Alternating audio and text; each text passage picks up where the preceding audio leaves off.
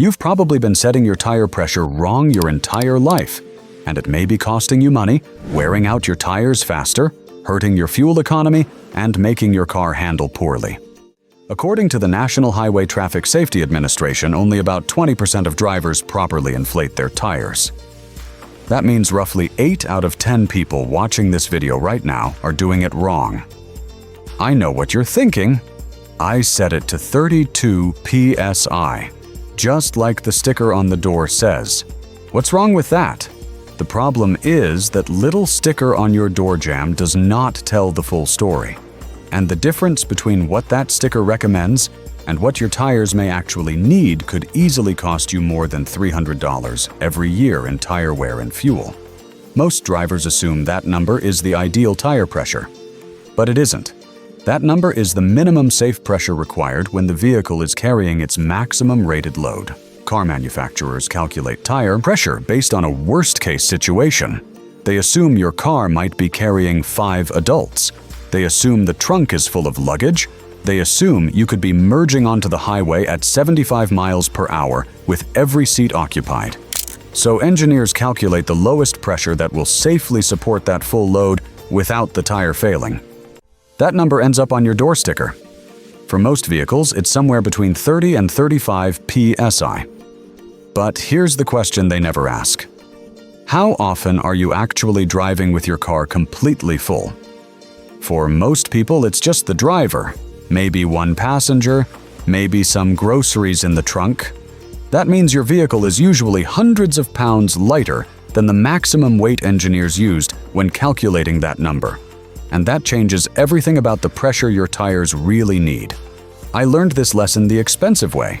Several years ago, I bought a set of premium all-season tires rated for 60,000 miles. They weren't cheap. I paid over $800 installed. I took good care of them. I checked the pressure every month and kept them at exactly 32 pounds per square inch, just like the door sticker recommended. I rotated them every 5,000 miles. But at only 18,000 miles, something felt wrong. The car started to feel a little loose in corners. At my next rotation appointment, the tire shop asked me to come into the service bay.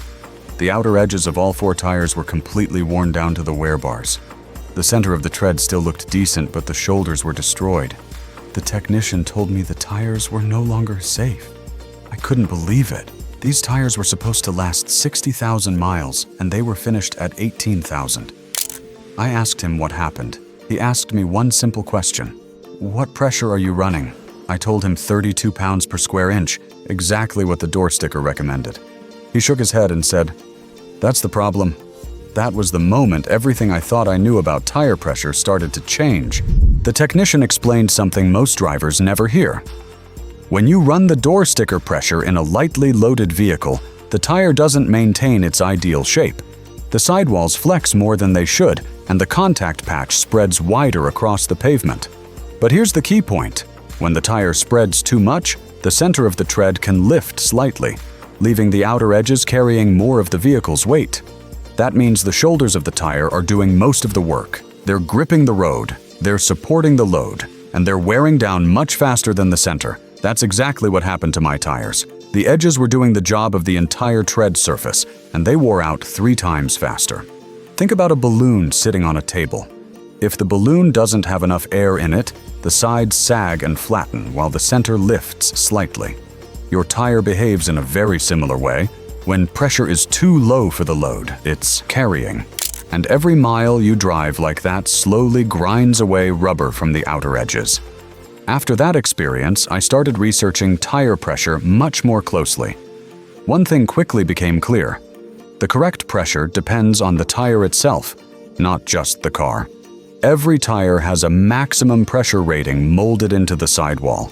If you look closely, you'll see something like max pressure 51 psi or max load 1,400 pounds at 44 psi cold. That number represents the highest pressure the tire is engineered to handle safely. And many tire engineers will tell you that the pressure which produces the most even wear and best efficiency is often 10 to 15% below that maximum rating. For many standard passenger tires, that range often falls somewhere between 38 and 42 psi. Now, I know that might sound high if you've spent your whole life hearing 32 psi.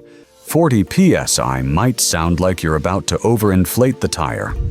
But think about it this way. If the tire is rated for 51 psi maximum, then 40 psi is still well below its designed capacity.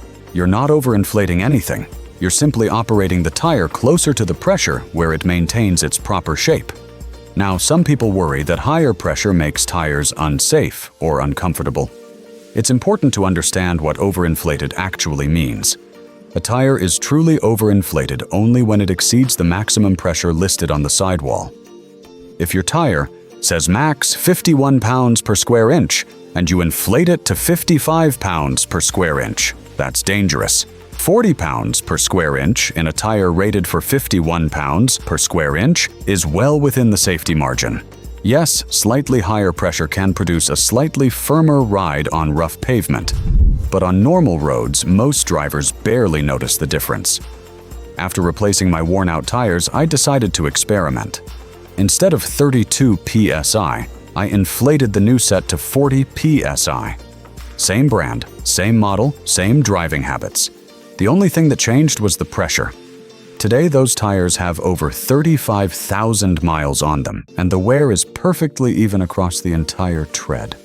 No worn edges, no worn center, just smooth, uniform wear. At this rate, they will easily exceed 70,000 miles. That's nearly 4 times the life I got from the first set. But the improvement didn't stop there. My fuel economy improved as well. At 32 pounds per square inch, my car averaged about 26.4 miles per gallon. At 40 pounds per square inch, it averages about 28.1 miles per gallon. That's about a 6% improvement, simply from tire pressure.